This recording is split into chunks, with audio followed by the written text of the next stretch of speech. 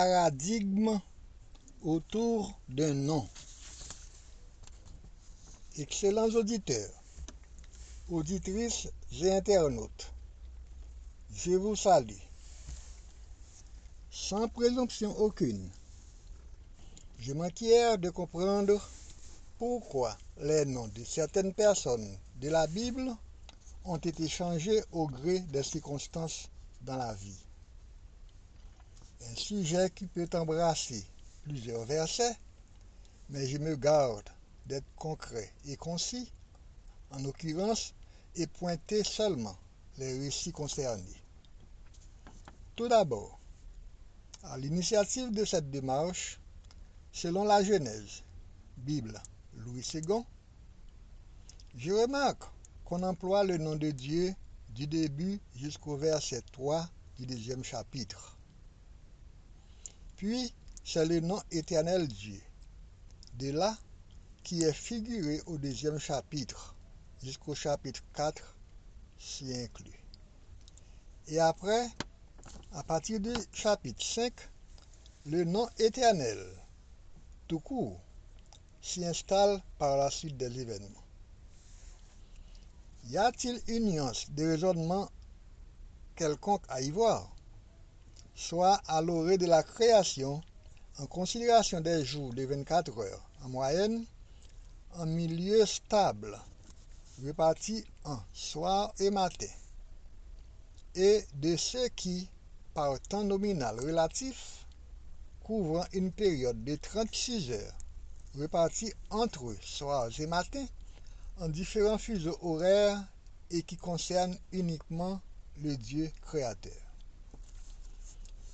D'un père physique avec la ressemblance humaine, qui a façonné l'homme de ses doigts avec de la boue et soufflé dans ses narines.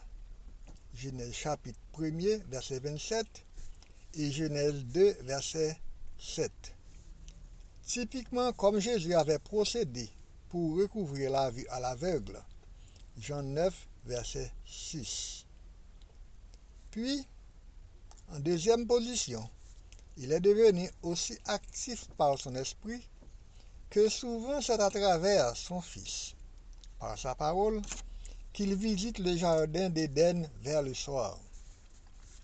C'est l'Éternel Dieu, le Père spirituel, qui s'exprime en jour, en temps et termes prophétiques, par des symboles qu'il convient de décoder. Par exemple, Adam et Ève ne meurent pas au jour pour jour à la désobéissance. Ils bénéficient d'un sursis codé qui avoisine le millénaire. 3 Pierre 8 et Psaume 90, verset 4. Et en troisième position, c'est l'Éternel notre divin Seigneur,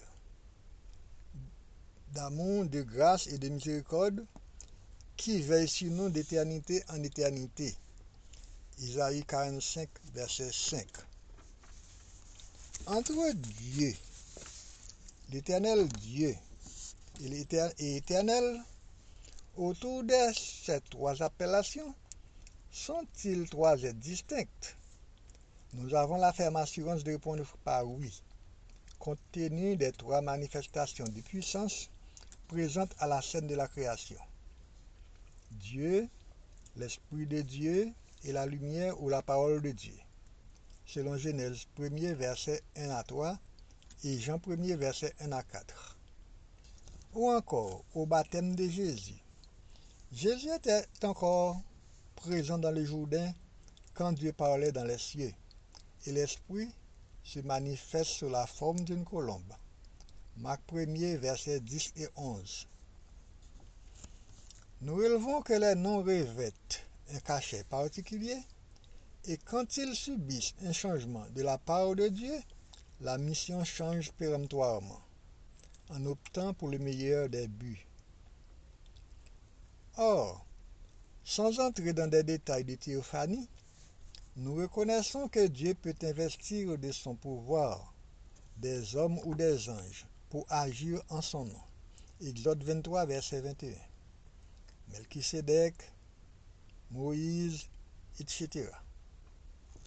Il change le nom de ses serviteurs en un nom nouveau au gré de ses besoins.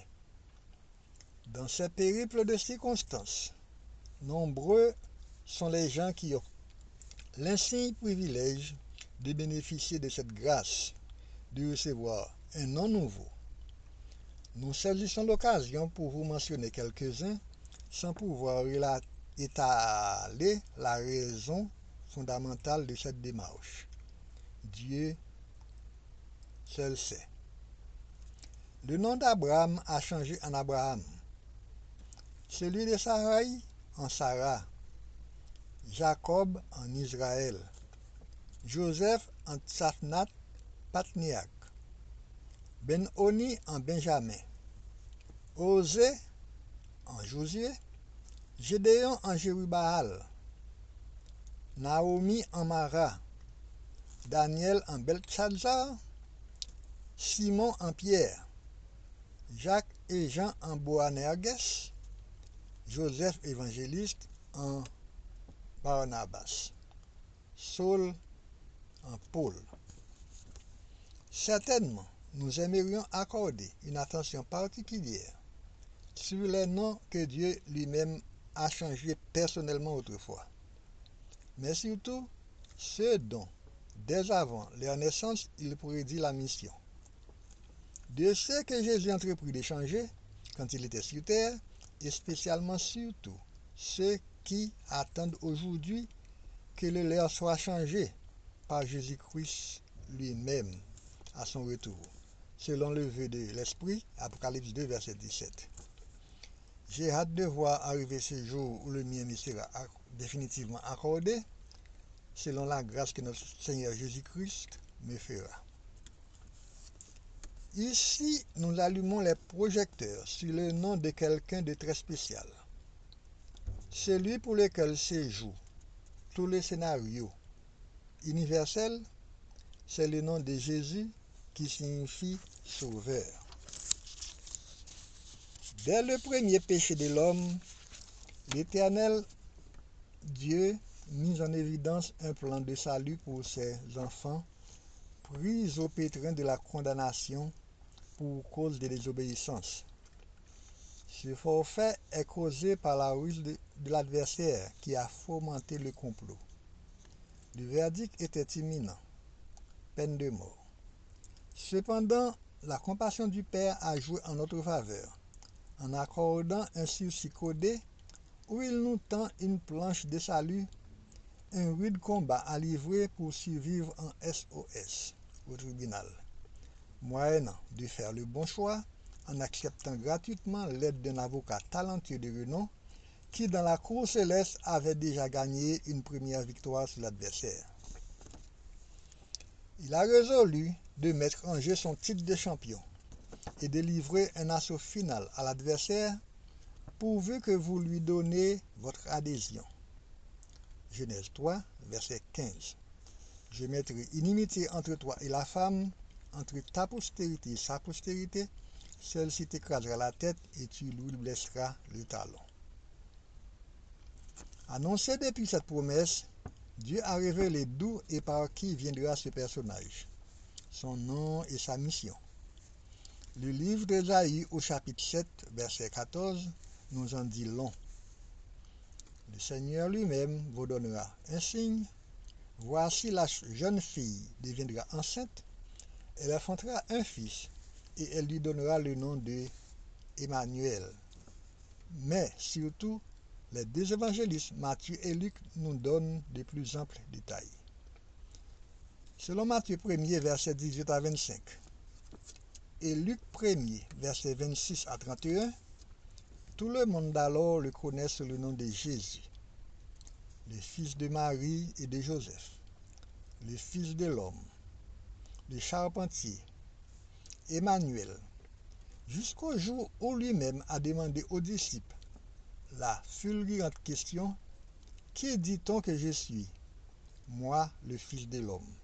Selon Matthieu 16, verset 13, Marc 8, verset 27, Luc 9, verset 18.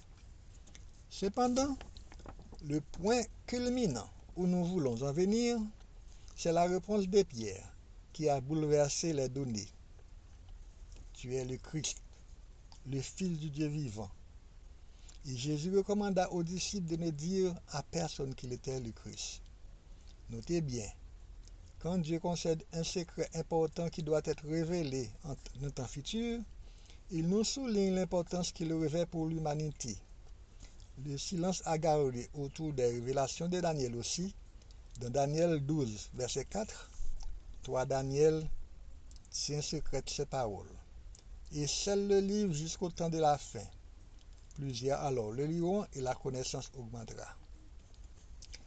Cela donne-t-il lieu de comprendre que son heure n'était pas encore arrivée, comme il l'avait aussi noté à sa mère, face à la demande de miracle. Tout se passait ainsi jusqu'à sa mort. Il dépendait de la volonté de son Père strictement. Jean 7, versets 6 et 8. Mais, à partir de sa résurrection, le nom de Jésus reprend ce titre glorieux. Dans Acte 2, verset 38, Pierre le dit haut et fort, « Repentez-vous et que chacun de vous soit baptisé au nom de Jésus-Christ pour le pardon de vos péchés et vous recevrez le don du Saint-Esprit. » Et maintenant, le temps change définitivement. Comme vous devez le remarquer, Dieu n'a pas retourné à l'ancienne identité de quelqu'un dont il a changé le nom. Et Yahweh et Jésus, fils de l'homme, conservent le nom de Daniel comme intègre, parce que Belshazzar lui a été donné par un roi païen. Avec Abraham, Isaac, Israël, Sarah et Paul, le nom sacré reste définitif. Et pour corroborer dans ce sens avec tous les autres serviteurs, ainsi le titre de notre Seigneur Jésus-Christ reste éternel et indissociable. Pierre le souligne davantage en déclarant Dieu comme faire dans Acte 4, versets 10 à 12. Sachez-le tous, et que tout le peuple d'Israël le sache. C'est par le nom de Jésus-Christ de Nazareth que vous avez crucifié que Dieu a ressuscité des morts. C'est par lui que cet homme se présente devant vous en pleine santé. Il n'y a de salut en aucun autre, car il n'y a sous le ciel aucun autre nom qui ait été donné parmi les hommes par lequel nous devrions être sauvés. Les miracles que Pierre opère sont faits alors qu'il est sous l'influence du Saint-Esprit, de même que tous les autres disciples. Et Jésus-Christ lui-même s'y conforma dans les multiples interventions parmi nous après sa résurrection. Voir un exemple. Apocalypse 1er, les versets 1, 2 et 5. Révélation de Jésus-Christ que Dieu lui a donnée pour montrer à ses serviteurs les choses qui doivent arriver bientôt et qu'il a fait connaître par l'envoi de son ange à son serviteur Jean, lequel a attesté la parole de Dieu et les témoignages de Jésus-Christ. Tout ce qu'il a vu, heureux celui qui lit et ceux qui entendent les paroles de la prophétie et qui gardent les choses qui sont écrites, car le temps est proche. Encore et encore, et de la part de Jésus-Christ, le témoin fidèle, le premier-né des morts et le prince des rois de la terre, à celui qui nous aime et qui nous a délivrés de nos péchés par son sang, selon le Nouveau Testament, Acte 11, verset 26, c'est à Antioche, capitale de la Syrie romaine, que pour la première fois les disciples de Jésus furent appelés chrétiens, dérivés du nom de Christ. L'apôtre Paul, dans 2 Corinthiens 5, versets 17 à 21, « Si quelqu'un est en Christ, il est une nouvelle créature. Les choses anciennes sont passées, voici toutes choses sont devenues nouvelles. Et tout cela vient de Dieu, qui a réconcilié avec lui par Jésus Christ et qui nous a donné le ministère de la réconciliation.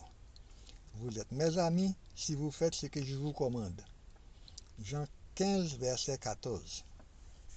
Si par routine vous vous sentez trop ami cordial avec lui, en petit copain, en priant Jésus, sans y annexer aucun titre de majesté, la mère de Jésus, le cœur de Jésus, le sang de Jésus, la croix de Jésus, le petit Jésus dans la crèche, autant de termes doucereux et flatteurs pour prétendre lui plaire, et qui ne sont recommandés nulle part dans la Bible. Ces expressions n'y peuvent rien et ne sont d'aucun recours. D'ailleurs, c'est lui le supplicié qui a été crucifié au calvaire. Ni la croix, ni son sang, ni son cœur n'ont pas la volonté de décision. D'autant plus, même sa mère n'est recommandée à cette tâche, prédestinée à l'agneau immolé, dès avant la fondation du monde. Jésus persévère avec foi en son Père, en gardant ses commandements. Apocalypse 14, verset 12, la foi de Jésus. Or, il a dit lui-même, « Si vous m'aimez, gardez mes commandements. » Jean 14, verset 15. Si nous gardons ses commandements, par là nous savons que nous l'avons connu. Celui qui dit, « Je l'ai connu », et qui ne garde pas ses commandements est un menteur, et la vérité n'est point en lui. 1 Jean 2, versets 3 et 4. Si vous gardez mes commandements, vous demeurerez dans mon amour, de même que j'ai gardé les commandements de mon Père, et que j'ai gardé les commandements de mon Père, et que je demeure dans son amour. Jean 15, verset 10. Comme constaté que mon message est purement christocentrique, je me retrouve sur la marge des fidèles appelés chrétiens. Donc faites un effort. Priez au nom de Jésus-Christ notre Seigneur, qui est Dieu en personne, par délégation d'autorité, après chacune de vos requêtes auprès du Père. Ça vous fera plaisir de constater combien efficaces seront vos prières. Mis à part Elimas le magicien, surnommé Bar-Jésus, dans Acte 13, versets 6 à 11, il y a plein de gens appelés Jésus là, Jésus Maria, Jésus mène, et même Jésus, etc. Ne donnez pas à Dieu la tâche de remarquer à travers lequel d'entre eux vous sollicitez votre prière. Qui est menteur? Sinon celui qui nie que Jésus est le Christ. Celui-là est l'Antichrist, qui nie le Père et le Fils. 1 Jean 2, verset 22. Allez droit au but. N'y allez pas par 4 chemins. Êtes-vous chrétien? Êtes-vous jésusiste? Jésusien? Là, je parle en parabole. Suivez mon regard. Encore plus si vous êtes un partisan chrétien de Jésus, et vous aurez l'âme sauve. Nous faisons pour la plupart tous partie de la religion chrétienne, le christianisme. Mais prenons garde. Il a déclaré lui-même que ce ne sont pas tous ceux qui me disent Seigneur, Seigneur qui entreront dans le royaume des cieux, mais ce sont ceux qui font la volonté de mon Père qui est dans les cieux. J'aimerais qu'à l'instar de Pierre ou des frères disciples, que nous ayons la très ferme assurance que nos prières soient appréciées auprès du Père et qu'il nous exauce du haut des cieux. Agissez-vous par ignorance, par maladresse ou par exprès? Or, Dieu ne tient pas compte des temps d'ignorance de l'homme. La vérité est prêchée afin que nul n'en ignore. Prêtez l'oreille et vous entendrez qu'un très fort pourcentage de prières que les gens adressent au Père se conclut au nom de Jésus tout court. Tout simplement. Soyez donc différents. Comme pour moi aussi, fort souvent, avec l'habitude inculquée par les impies ou les négligents, j'ai dû faire violence sur moi-même pour me rattraper et répéter le nom sacré de notre Seigneur Jésus-Christ convenablement en des circonstances particulières. Surtout à la fin de mes prières à Dieu le Père, au nom de celui qui est assis à sa droite sur le trône céleste. C'est si près la distinction. N'adressez pas vos prières au nom du Fils de l'homme, le fils de Marie et de Joseph. En tant que tel, il ne pouvait pas satisfaire la requête de sa mère aux noces de Cana, de par sa propre volonté, puisque lui et sa mère ont le même Père céleste, la même dépendance, la même potentialité. Jean 2, verset 4. Jésus lui répondit, Femme, qu'y a-t-il entre moi et toi? Mon heure n'est pas encore venue. C'est pour souligner à l'attention de sa mère qu'ils sont habités à la même adresse spirituelle, la foi en Jéhovah Dieu. Il a pu satisfaire toutefois le besoin des convives par sa foi en Dieu son Père et son affinité avec lui pour leur offrir le bon vin. Mais, après le sacrifice du calvaire, ressuscité, victorieux, il est assis à la droite de notre Père céleste. Tout pouvoir lui a été donné dans le ciel et sur la terre. Matthieu 28, verset 18. Adressez-vous en toute quiétude au nom précieux de notre Seigneur Jésus-Christ, le Fils du Dieu vivant, pour le pardon de nos péchés et la vie éternelle. Et vive la différence. Ce que je dis là est très sensible. Jeu de mots ou d'intelligence, comme l'offrande d'Abel qu'il pourvoit en vue probable des sacrifices vivants pour d'éventuelles œuvres de rédemption. Car les offrandes végétales de Caïn ne sauraient être utiles pour laver les péchés. Non. Jésus ne reviendra pas une deuxième fois en tant que chemin, intercesseur ou avocat. Loin de là. Mais ce sera Jésus-Christ, le juge impitoyable avec sa loi. Je veux dire les commandements de Dieu.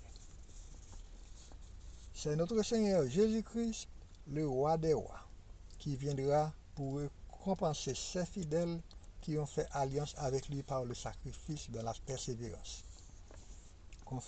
Confession et pardon, c'est pour maintenant. À bon entendeur, salut.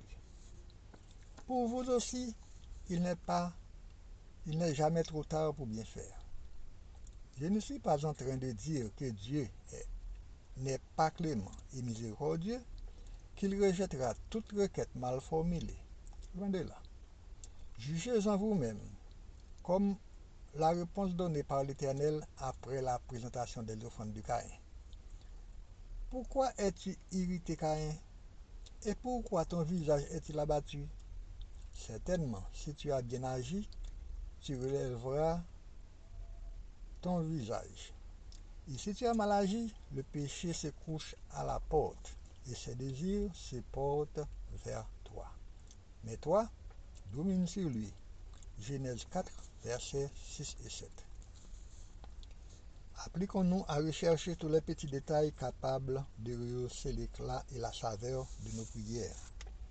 Notez bien, je n'ai pas la prétention de prêcher une doctrine nouvelle. Je ne suis qu'un messager et passage. Je ne fais que répéter l'apôtre Pierre, les autres disciples et Jésus-Christ lui-même.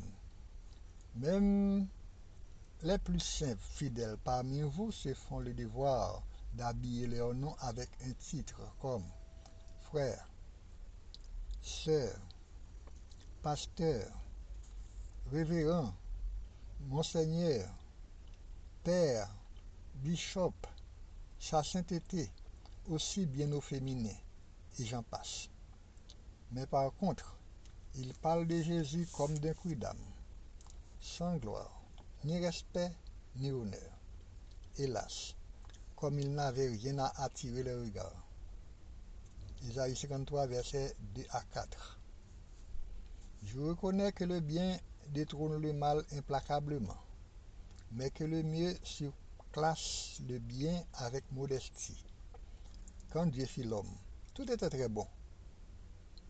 Il surenchérit un peu plus tard en constatant qu'il n'est pas bon que l'homme soit seul. Genèse 2, verset 18. Je lui ferai une aide semblable à lui, et Dieu créa la femme. Choisissons le bien tout en optant pour tout ce qui est meilleur, car Jésus-Christ est le meilleur des noms dans l'univers entier. Que le grand Jéhovah, Dieu, nous illumine de sa grâce et nous permette de comprendre et de faire sa volonté au nom de notre Seigneur Jésus-Christ. Je vous aime très fort. Jean-Pierre Richard, Port-au-Prince, Haïti, West Indies, avril 2025. Paru sur le signe de J.P.R. qui signifie à mon humble avis, Jésus-Christ, précieux rédempteur. Fait par JPR et Heureuse Coïncidence, ce sont aussi mes initiales. Merci.